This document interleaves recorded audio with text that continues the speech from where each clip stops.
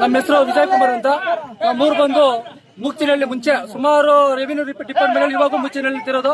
ಮಜರಾ ತುರುನಹಳ್ಳಿ ನಮ್ಮೂರು ಗ್ರಾಮ ಬಂತು. ಇವಾಗ ಪ್ರೆಸೆಂಟ್ ನಾವು ಇರೋದು ತುರುನಹಳ್ಳಿಯಲ್ಲಿ. ನಮ್ಮೂರು ಬಂದು ಮಜರಾ ಮುಕ್ಚಿನಹಳ್ಳಿ. ಇವಾಗ ಮುಕ್ಚಿನಹಳ್ಳಿಗೆ ಸುಮಾರು ಇದುವರೆಗೂ ದಾರಿನೇ ಇಲ್ಲ ಸರ್. ಇದುವರೆಗೂ ದಾರಿ ನಾವು ಸುಮಾರು ನೋಡಿ 2009ರಲ್ಲಿ ಸುಮಾರು 2009ರಲ್ಲಿ ಅರ್ಜಿ ಹಾಕೊಂಡಿದ್ದೀವಿ. ನೋಡಿ ಡೇಟ್ ಇದೆ ನೋಡಿ ಸರ್. 2009ರಲ್ಲಿ ನೋಡಿ ನಾವು ಅರ್ಜಿ ಹಾಕೊಂಡಿದ್ರಿ. ಇವತ್ತೆಷ್ಟು 2026, 15 ವರ್ಷ ಸುಮಾರು ಮೇಲೆ ಇದೆ. ಇದುವರೆಗೂ ಯಾರು ಅಧಿಕಾರಿಗಳು ಬಂದು ನಾವು ಸ್ಪಂದನೆ ಕೊಟ್ಟಿಲ್ಲ, ನಾವು ಇದು ಕೊಟ್ಟಿಲ್ಲ. ಇವಾಗ ಎಲ್ಲ ಸ್ಕೆಚ್ ಆಗಿ ಸರ್ವೇರ್ ಇದುವರೆಗೂ 3 ಸಲ ಬಂದು ಹೋಗಿದ್ದಾರೆ ಸರ್. ಇದು ಸೆಕ್ರೆಟರಿ ಮತ್ತೆ ಸರ್ವೇರ್ ಬಂದು 3 ಸತಿ ನೋಡ್ಕೊಂಡು ಹೋಗಿದ್ದಾರೆ. ಇದುವರೆಗೂ ನಮ್ಗೆ 3 ದಿವಸ ಟೈಮ್ ಕೊಡಿ ಅಂದ್ರು. ಇದುವರೆಗೂ ಬಂದು ನಮ್ಗೆ ಕಾಲಾವಕಾಶ ಕೊಟ್ಟಿಲ್ಲ.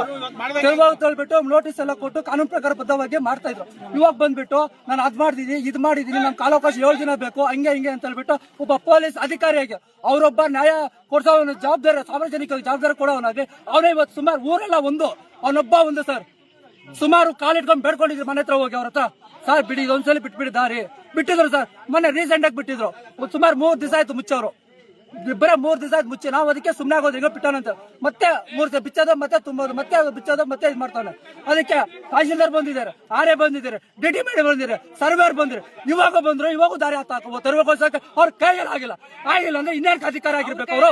ಅವ್ರ ಕೈಲಿ ಆಗಿಲ್ಲ ಅಂದ್ರೆ ಇನ್ನಾರು ಬರ್ಬೇಕು? ಇಲ್ಲ DC ಬರ್ಬೇಕಾ? ಇಲ್ಲ ಅಂದ್ರೆ ಸಿದ್ದರಾಮಯ್ಯ ಸಾಹೇಬ್ ಬರ್ಬೇಕಾ? ಇಲ್ಲ PM ಮೋದಿ ಬರ್ಬೇಕಾ? ಯಾರು ಬರೋವರೆಗೂ ಇದುವರೆಗೂ ನ್ಯಾಯ ಸಿಕ್ಕಿಲ್ಲ. ನಾವ್ ಯಾಕೆ ಬಿಡ್ಬೇಕು? ಇಡೀ ಊರೆಲ್ಲ ಬಂದಿದ್ದಾರೆ. 3 ಗಂಟೆ ಕಾಲಾವಕಾಶ ಕೊಟ್ಟಿದ್ರು. ಇವತ್ತವರೆಗೂ ನಮ್ಮ ಇವಾಗ ಬಲ್ಲ ಯಾವ ಕಾಲಾವಕಾಶ ಕೊಡಿ ಅಂತ ತಹಸೀಲ್ದಾರ್ ಹೇಳ್ತಾ ಇದಾರೆ. ಇಷ್ಟು ವರ್ಷ ಆಗೈತೆ, ಸುಮಾರು 15 ವರ್ಷ ಇದುವರೆಗೂ ಮಾಡ್ಕೊಳ್ಳಿ. ಇವಾಗ ಬಂದ್ರು ಮತ್ತೆ ಇವಾಗ ಆಗಲ್ಲ. 7 ದಿನ ಕಾಲಾವಕಾಶ ಕೊಡಿ ಅಂತ ತಹಸೀಲ್ದಾರ್ ಹೇಳ್ಕೊಳ್ತಾರೆ. ನ್ಯಾಯ ಕೊಡ್ದವ್ರು ಇನ್ಯಾರು? ನ್ಯಾಯ ಕೊಡದವ್ರೆ ನಮ್ಗೆ ಮೋಸ ಮಾಡ್ತಾ ಇದ್ದಾರೆ ಸಾರ್ವಜನಿಕರಿಗೆ. ಇನ್ಯಾರು ನಮ್ಗೆ ನ್ಯಾಯ ಕೊಡೋದು? ಅವನೊಬ್ಬ ಪೊಲೀಸ್ ಅಧಿಕಾರಿ ಇದುವರೆಗೂ ಅವ್ರಿಗೆ ಕೆಲಸ ಮಾಡ್ತಾರೆ, ದೌರ್ಜನ್ಯ ಮಾಡ್ತಾರೆ. ಊರೆಲ್ಲ ಬಂದು ಇಟ್ಕೊಂಡು ಹೋಗಲ್ಲ ನನ್ನ ಜಮೀನು ಅಂತಾನೆ. ಇರೋದ್ರೆ ಇದೆ ಸರ್ಕಾರಿ ಜಮೀನಲ್ಲಿ. ನಾನ್ ಊರನ್ನೆಲ್ಲ ಹೋಗೋದೆ ಅಂತ ಸರ್ಕಾರಿ ರಸ್ತೆಯಲ್ಲಿ ನಿಂತ್ಕೊಂಡು ಪೊಲೀಸ್ ಅಧಿಕಾರಿ ಇವತ್ತಿನ ದಾರಿ ಅಲ್ಲ, ಪೊಲೀಸ್ ಅಧಿಕಾರಿ ನ್ಯಾಯ ಇದೆ ಸರ್. ಇವಾಗ ಅವ್ರೊಬ್ಬ ಸಾರ್ವಜನಿಕ ಒಳ್ಳೆ ಅಂತರದಲ್ಲಿ ಇಡೀ ಊರಿಗೆ ತೊಂದರೆ ಕೊಡ್ತಾವ್ರೆ. ಅದೇನಿದೆ ಅಧಿಕಾರಿಗಳು ಏನ್ ಮಾಡ್ತಾ ಇದಾರೆ? ನಮ್ಗೆ ಇವಾಗ ನ್ಯಾಯ ಕೊಡಿಸೋವರೆಗೂ ನಾವ್ ಇಲ್ಲಿಂದ ಕರ್ನಲ್ಲ. ನಾನು ರಿಸೀವ್ ಮಾಡ್ಕೊಂಡಿದ್ದೀನಿ.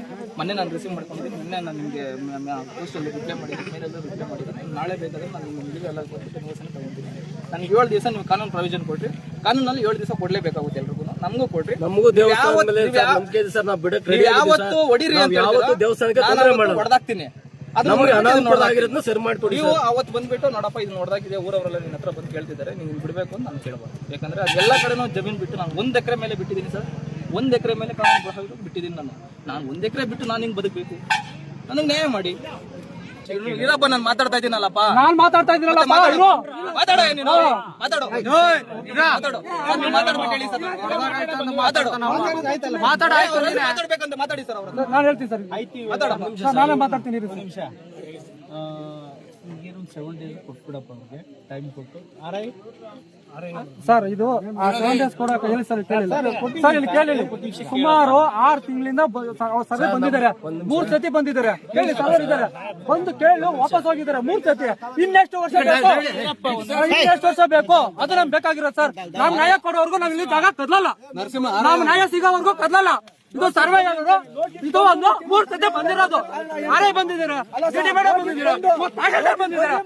ಬಂದ್ರು ಮತ್ತೆ ಇನ್ನ 7 ವರ್ಷ ಅವಕಾಶ ಬೇಕಂದ್ರೆ ಇನ್ನೇನು ನ್ಯಾಯ ಆಯ್ತಾ ನಮ್ಗೆ? ಫಸ್ಟ್ ನ್ಯಾಯ ಕೊಡ್ಸ್ಬೇಕು. ಇಲ್ಲಿ 3 ಜನ ಎಲ್ಲ ಸಮ್ಮುಖದಿಂದ ಕೇಳ್ತಾ ಇದ್ದೀನಿ. ಬೇಡ, ಏನ್ ಮಾಡಿದ್ರು ಆಗಲ್ಲ. ಆಮೇಲೆ ಏನಾರ ಕಿತ್ಕೊಳ್ಳಿ ನಂದು ಅಂತ ಹೇಳ್ಬಿಟ್ಟು ಅವನೊಂದು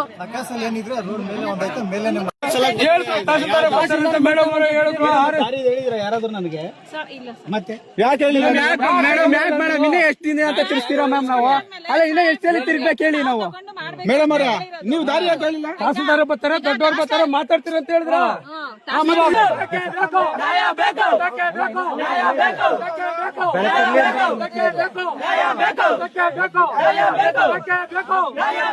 ನಾವು ದೇವಸ್ಥಾನಕ್ಕೆಲ್ಲ ದಾರಿ ತುಂಬಾ ಜನ ತೊಂದರೆ ಆಗಿದೆ. ಆದ್ರೂ ಅವನು ವೆಂಕಟೇಶ್ ಅಂತ ಒಬ್ಬ ಪೊಲೀಸ್ ಆದ್ರೂ ಅವನು ತುಂಬಾ ಊರಲ್ಲಿ ತೊಂದರೆ ಕೊಟ್ಟು ಎಲ್ಲರಿಗೂ ತೊಂದರೆ ಕೊಡ್ತಿದ್ದಾನೆ. ದಾರಿ ಬಿಡಲ್ಲ, ಬೇರೆ ದಾರಿಗಳಲ್ಲಿ ಮುಚ್ಚಿದೆ ಅಂತಾರೆ ಅಂತ ಅನ್ಬಾರ್ದು. ನಾವು ಬೇರೆಯವರೆಲ್ಲ ದಾರಿ ಮೇನ್ ರೋಡ್ ಮುಚ್ಚಿಬಿಟ್ಟು ಎಲ್ಲ ಹೋಗ್ತಾರೆ, ಅವ್ರು ಮನೆಯೊಳಗಡೆ ಹೆಂಗ್ ಬರ್ತಾರೆ? ನಾವು ದೇವಸ್ಥಾನ ಪಾಯ ಹಾಕಿ ಸುಮಾರು 8 ವರ್ಷದಿಂದ 10 ವರ್ಷ ಆಗಿದೆ.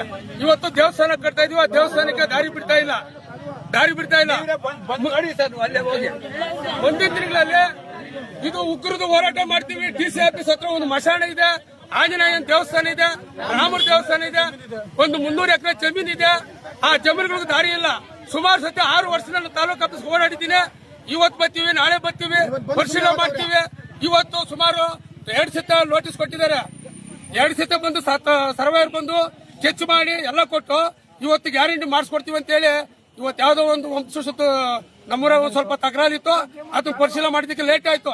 ಮುಂದಿನ ದಿನಗಳಲ್ಲಿ ನಮ್ಮ ತಹಸೀಲ್ದಾರ್ನ ಕೇಳ್ಕೊಳೋದು, RI TT ಸೆಕ್ರೆಟರಿ ಕೇಳ್ಕೊಳೋದು ಏನಂದ್ರೆ ಮುಂದಿನ ದಿನ ನಮ್ಗೆ ದಾರಿ ತೆರವುಗೊಳಿಸಬೇಕು. ಇಲ್ಲಾಂದ್ರೆ 3 ದಿವಸ ಟೈಮ್ ತಗೊಂಡಿದ್ದಾರೆ. ಮಶಾಳೆ ಇದೆ, ಯಾರನ್ನ ಸತ್ತೋದ್ರೆ ಇಲ್ಲ ತಾಲೂಕು ಆಫೀಸು ಇಲ್ಲಿಂದ DC ಆಫೀಸ್ ತಗೊಂಡು ನಮ್ಮೂರೆಲ್ಲ ಒಂದು ಎಷ್ಟು ಜನ ಆಗ್ತದೆ ಅಷ್ಟು ಜನಸಂಖ್ಯೆ ಕರ್ಕೊಂಡು ಧರಣಿ ಮಾಡ್ತೀವಿ. 3 ದಿನ ನೋಡ್ತೀವಿ. ಇನ್ನೊಂದು ಏನ್ ಗೊತ್ತಾ ಸರ್, ಒಬ್ಬ ಅಧಿಕಾರಿಯಾಗಿ ನಕಾಶ ರೋಡ್ ಮಾಡಿರೋದನ್ನ ಮುಚ್ಚಕ್ ಅಧಿಕಾರ ಪೊಲೀಸ್ ಅಧಿಕಾರಿಗೆ ಯಾರು ಕೊಟ್ರು? ಪೊಲೀಸ್ ಅಧಿಕಾರಿ ಮುಚ್ಚಕ್ ಯಾರು ಅಧಿಕಾರ ಕೊಟ್ರು? ಪೊಲೀಸ್ ನಿಂತ್ಕೊಂಡಿದ್ರೆ ಅಧಿಕಾರಿಗಳು ಏನ್ ಮಾಡ್ತಾ ಇದಾರೆ? ಪೊಲೀಸ್ ಅವನು ಬಂದು ನಾವು ಕೇಳಿದ್ರೆ ನ್ಯಾಯ ಕೇಳಕ್ ಹೋಗಿದ್ದಕ್ಕೆ ನೀನ್ ಯಾರು ಮಾತಾಡಕ ಹಚ್ಕೋಗು ಅಂತ ಹೇಳ್ತಾನೆ ಊರಿನವರೆಲ್ಲಾರು. ಏನ್ ಊರಿಗಿನ ದೊಡ್ಡವನ ಅವನೊಬ್ಬ ಪೊಲೀಸ್ ಅಧಿಕಾರಿ ಆಗಿ ಅವನು ಬೇರೆಯವ್ರಿಗೆ ಏನ್ ರಕ್ಷಣೆ ಕೊಡ್ತಾನೆ? ಹೋಗಿ ನಾವೇ ಕೇಳಿದ್ವಿ, ಬೇಡಪ್ಪ ದೇವಸ್ಥಾನ ಅನುಕೂಲ ಮಾಡೋಣ. ಆಯ್ತು, ನಂದೊಂದು ಕೋರಿಕೆ ಐತೆ, ನಾನು ಕೋರಿಕೆ ನಾನು ನೆರವೇರಿದ್ರೆ ನಾನೇ ಬಂದು ಮಾಡ್ಕೊಡ್ತೀನಿ, ನಾನೇ ದಾರಿ ಮಾಡ್ತೀನಿ ಅಂತ 3 ವರ್ಷ ಆಗತ್ತೆ ಸರ್. ಕೋರಿಕೆನೂ ಆಗೈತೆ, ಇವತ್ತಿಗೂ ಇಲ್ಲ. ಇವತ್ತು ಮಾತಾಡಕ್ ಹೋದ್ರೆ ಅವ್ರ ಅಮ್ಮ ಬರ್ತಾ ಇದೆ, ನೀನ್ ಅವನು ಮುಸ್ಲಿಂ ಹೇಳೋನು ಹೋಗೋಲೆ ಅಂತಾನೆ.